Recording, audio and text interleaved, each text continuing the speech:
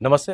కేంద్రం రీసెంట్‌గా వక్ఫ్ బిల్‌ని ఆమోదం పలికింది. సో, ఈ నేపథ్యంలో చాలా వరకు ఇటు ముస్లిమ్స్ మైనారిటీకి సంబంధించిన హక్కులని కాలరాసే బిల్ ఇది అని చెప్పేసి చెప్తా ఉన్న పరిస్థితి. అలాగే ముస్లింలు కావచ్చు, మైనారిటీస్‌లో కావచ్చు, వాళ్ళందరిలో చాలా పేదలు కూడా దీనివల్ల నష్టపోతున్నారు అని చెప్పేసి చాలామంది ముస్లింల పెద్దలు, ముస్లిం రాజకీయ నాయకులు వీళ్ళందరూ కూడా చెప్తా ఉన్నారు.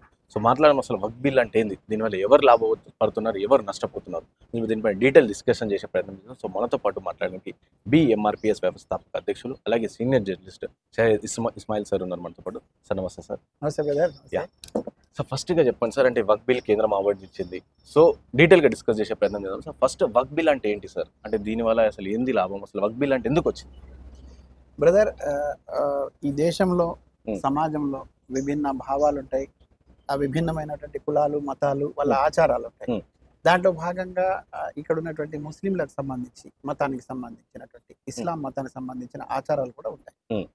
ఇస్లాం మతాచారంలో భాగంగా ఒక ఈ ఇస్లాంలో ఉన్నటువంటి ముస్లిం ఆహ్, ఆహ్, మతానికి సంబంధించినటువంటి దైవ కార్యక్రమాలకు కానివ్వండి, హ్మ్. లేదంటే ముస్లింలో ఉన్నటువంటి పేదలకు సంబంధించినటువంటి వాళ్ళ జీవితాల్లో వెలుగులు నింపడానికి కానివ్వండి, అదేవిధంగా ఆ ముస్లిం సాంప్రదాయాలను ప్రతిబింబించేటట్టుగా ఉండేటటువంటి అనేక రకాల ఆధ్యాత్మిక కేంద్రాలు ఉంటాయి. హ్మ్.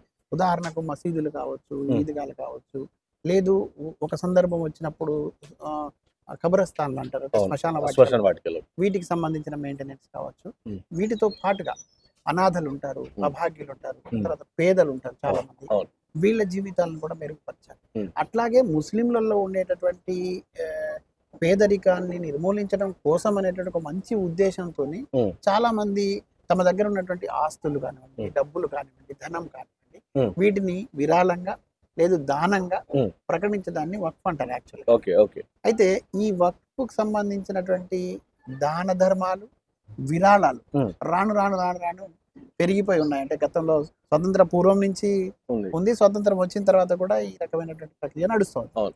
దీంట్లో చాలా మంది పెద్ద మనసు చేసుకొని హ్మ్. ఈ విరాళాలను ప్రకటించడం జరిగింది.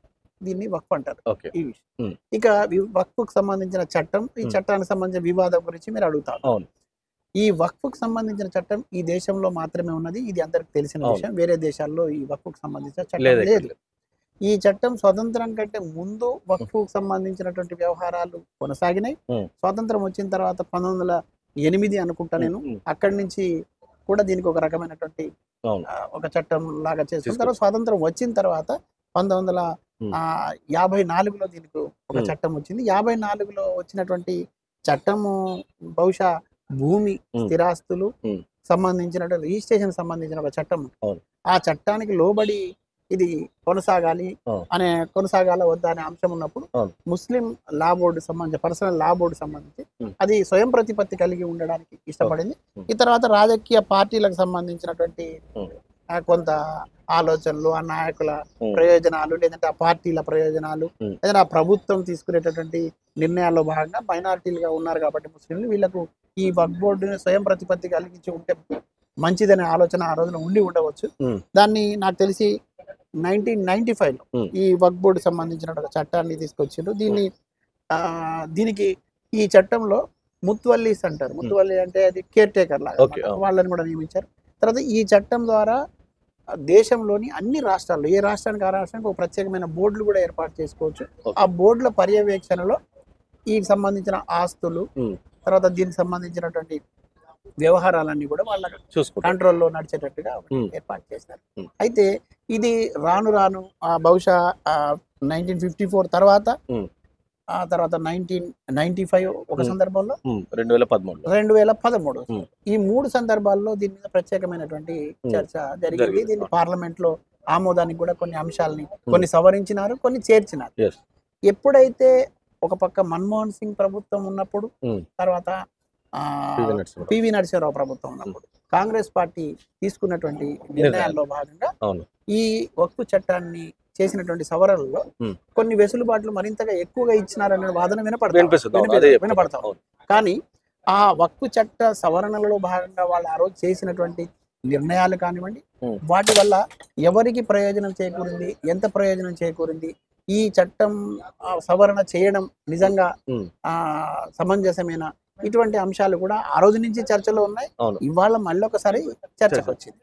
అయితే మీరు అడిగినటువంటి ప్రశ్నలో భాగంగా ఈ వక్కు చట్టానికి సంబంధించిన వివాదం ఎందుకు ఇంత చర్చ చర్చ నడుస్తుంది, ఎందుకు ఇంత వివాదం అవుతుంది, దీని వివాదం చేస్తున్నటువంటి వాళ్ళు ఎవరు, లేదు ఇది వివాదంగా చూడకుండా ఒక పరిష్కారంగా ఎందుకు చూడకూడదని మాట్లాడుతున్నటువంటి వాదనలు ఏమిటి? ఒక పక్క వక్ఫ్ చట్టంలో లోపాలు ఉన్నాయని, చట్ట సవరణ జరగాలని, లేదు కొత్త మార్పులు చేసి మరింతగా ఇది ప్రజలకు చేర్చాలనేటటువంటి అంశాలు, ఇట్లా ఎవరికి తోచిన పద్ధతిలో ఎవరికి నచ్చిన విధంగా వాళ్ళు చెప్తున్నారు, వాళ్ళ వాదనను బలం చేకూర్చుకునే ప్రయత్నం చేస్తారు.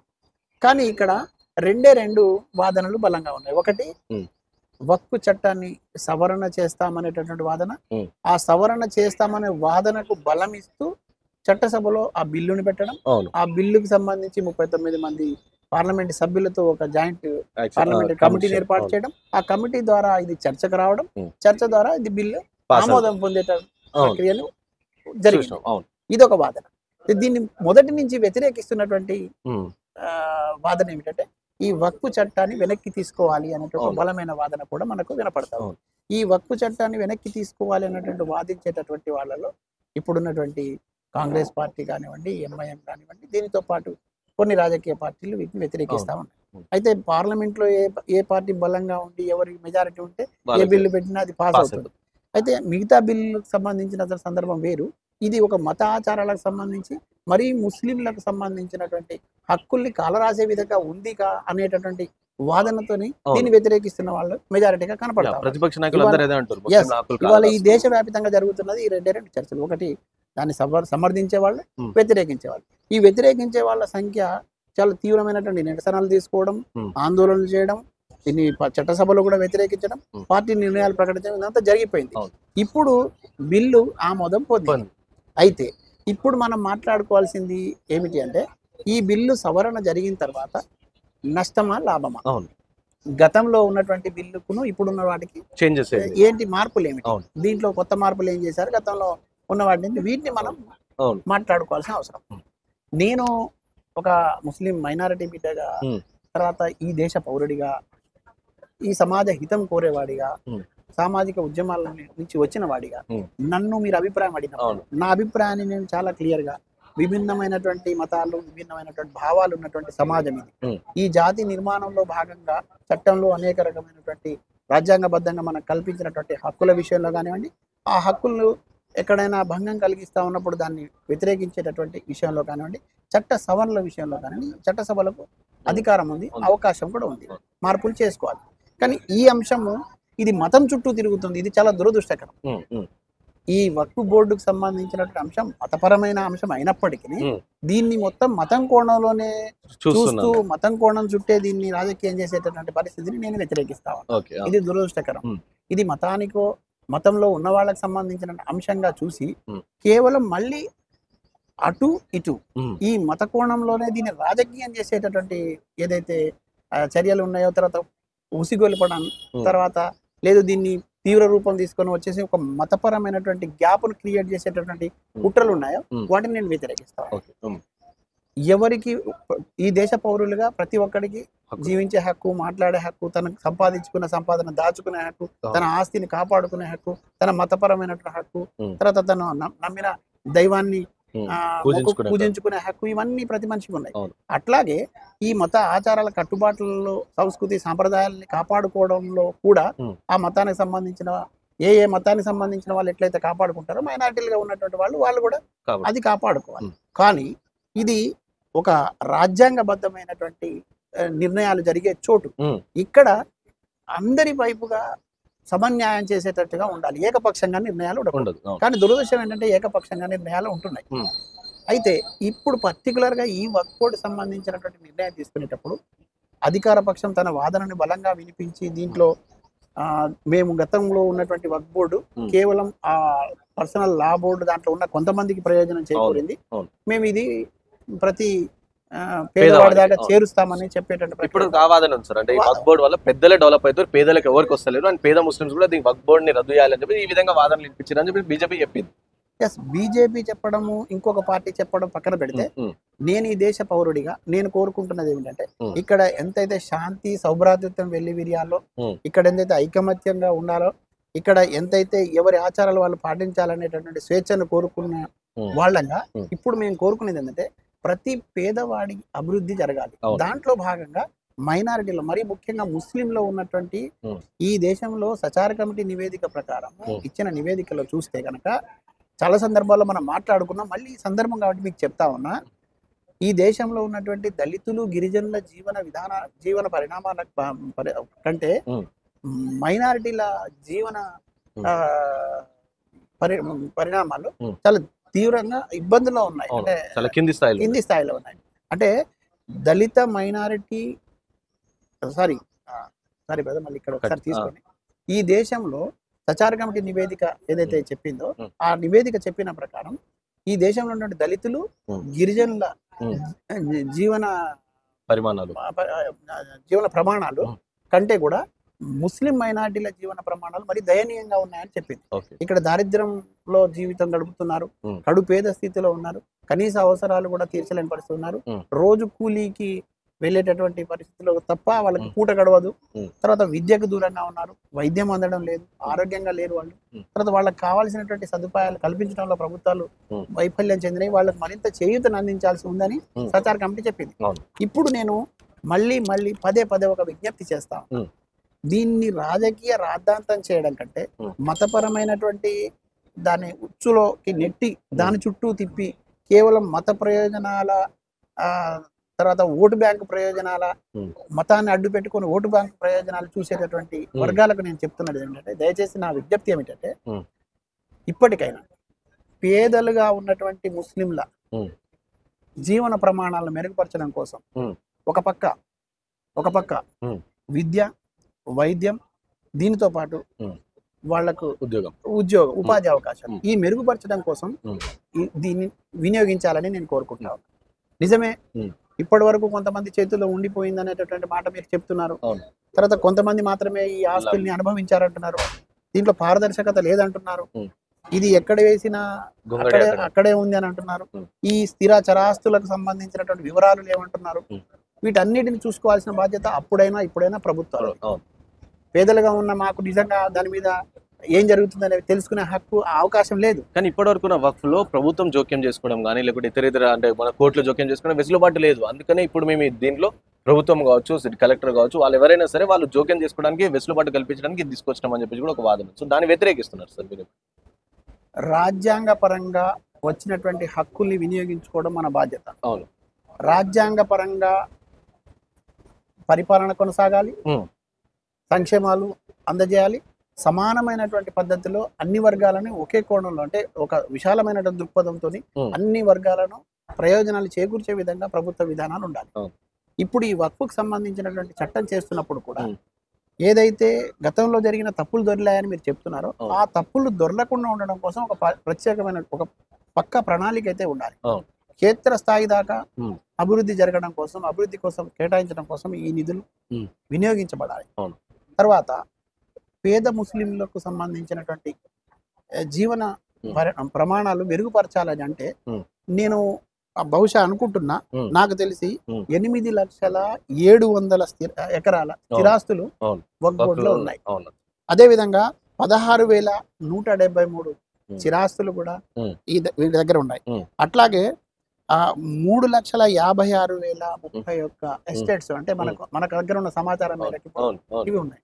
అయితే సరాసరి ఆదాయం నేను అనుకుంటున్నా 10 నుంచి 12 కోట్ల ఆదాయం, 100 కోట్ల ఆదాయం వస్తుంది అనేటువంటి వినపడతా ఉంది.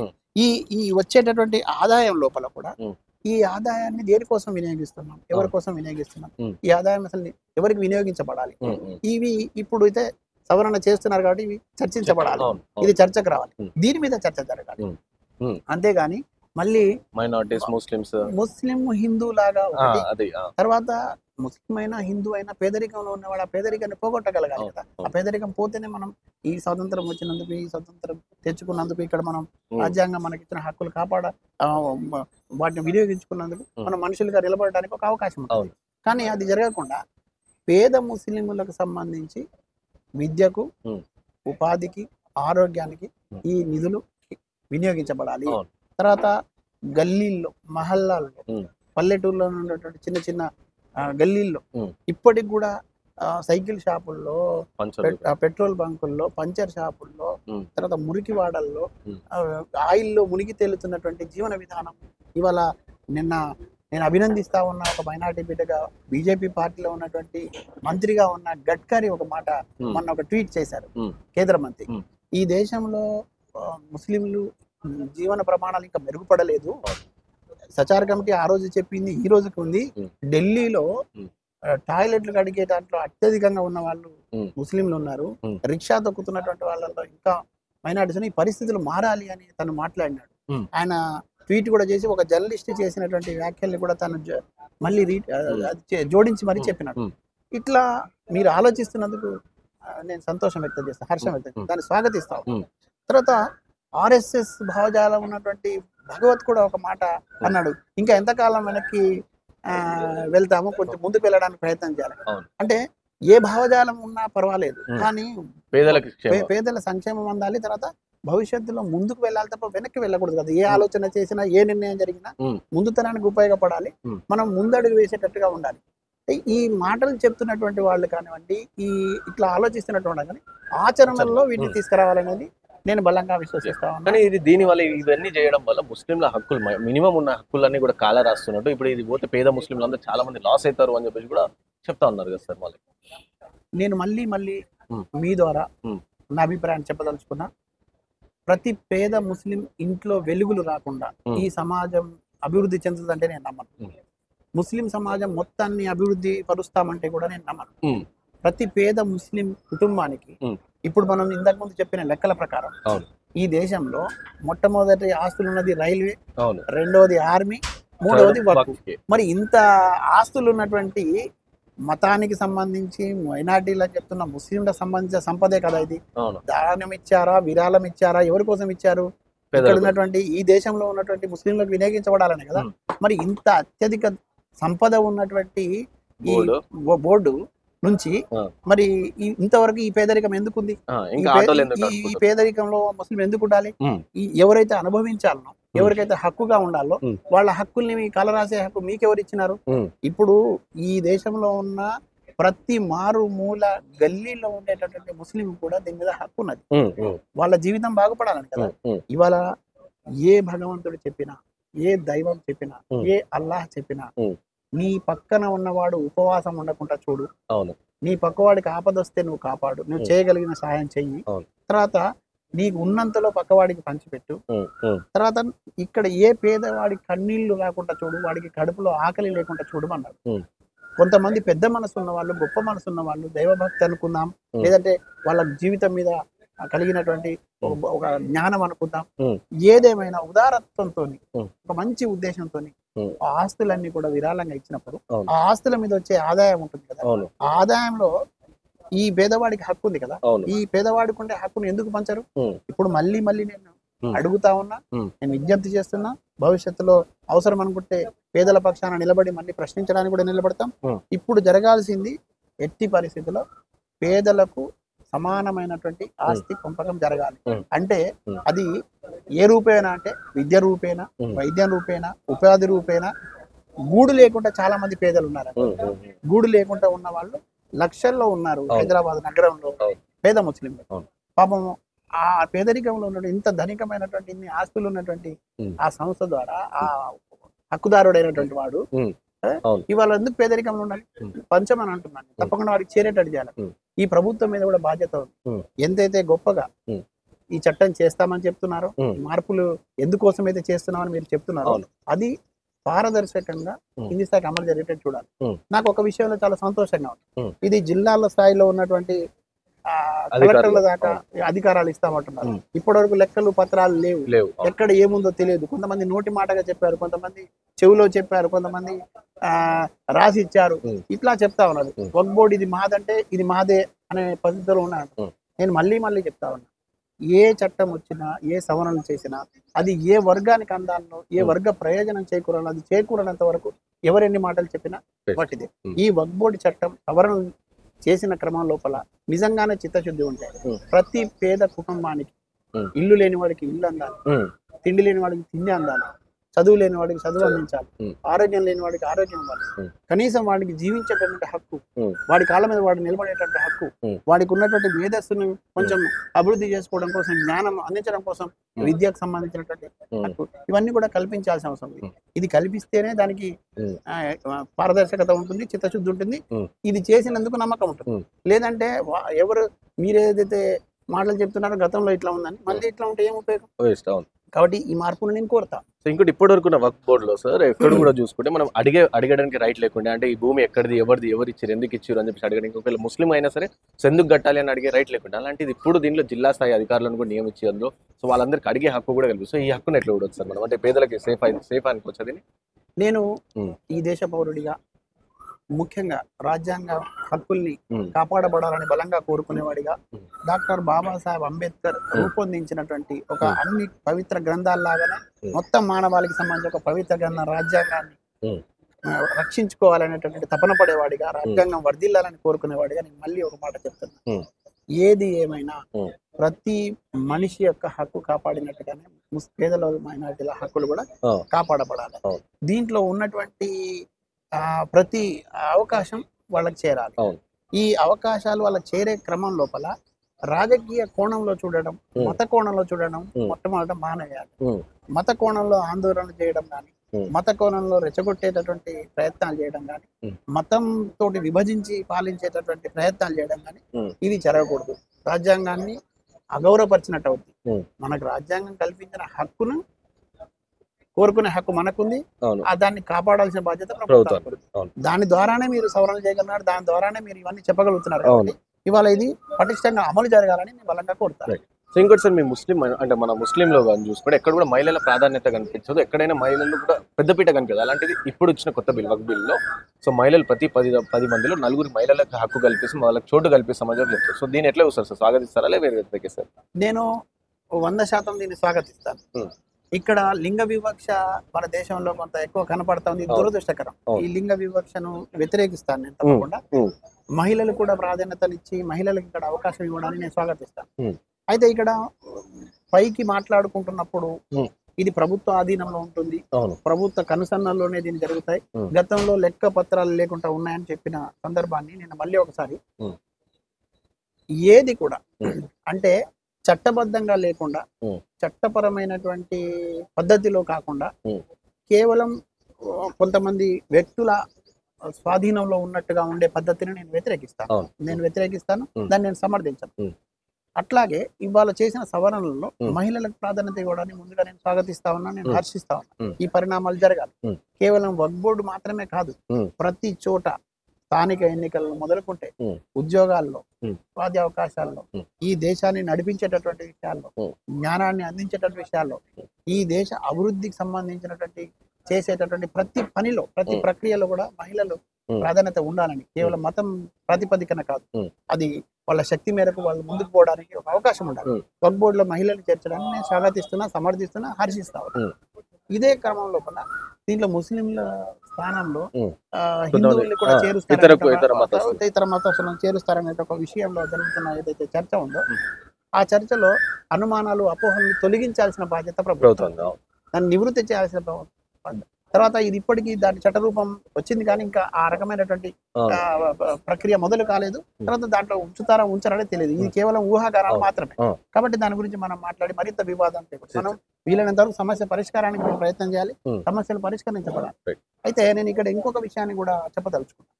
ఏ సమస్యను కూడా సాగతీత ధోరణిలో పెద్ద పొడవుగా కొనసాగించేటటువంటి పరిస్థితి ఉండకూడదు. ఈ సాగతీత ధోరణి ముగింపాలి. ఎక్కడ ఒక దగ్గర సామరస్యపరమైన పరిష్కారం కావాలి. ఆ పరిష్కారాన్ని ప్రభుత్వం చేస్తుందని కోరుకుంటున్నా. మిగతా అన్ని శక్తులు కూడా అందుకు సహకరించేటటువంటి ప్రయత్నం ఉండాలి. మైనారిటీలకు అంతిమంగా ప్రయోజనం చేకూరాలని బలంగా కోరుతాను. Thank you sir, thank you so much. So చూసారు కదా, సో వక్ఫ్ కి సంబంధించి సో ఈ విధంగా నడుస్తుంది చర్చ అనేది. సో ఏదేమైనప్పటికీ సో ముస్లింలకి ప్రయోజనం కలిగితే మాత్రం మేము హర్షిస్తామని చెప్పి కూడా సీనియర్ జర్నలిస్ట్ మైత్రి సార్ చెప్తున్నారు.